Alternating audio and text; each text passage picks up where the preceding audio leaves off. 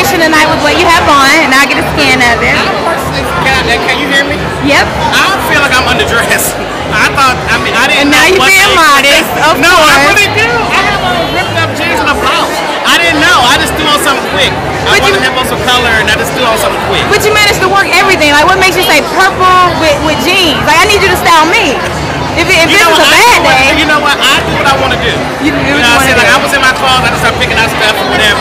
You know, I really want to put on. I felt a bit too boring for this event, so I put on some jeans. And so you like made famous the whole Hill scenario. How do you feel about that? Is that something you've been doing and it just got picked up on the media? No, I mean I started wearing heels like 3-4 years ago, and it was a situation where really I bought some pants that was too long. I had to go to an event, didn't have time to get them hemmed, so I bought some heels to make them the And now you've set a trend. Like everybody knows you for that and doing hair, of course. Yeah. People even think you're a stylist. Are you a stylist or just hair? I'm just hairstylist. So you just bad by nature. I'm just bad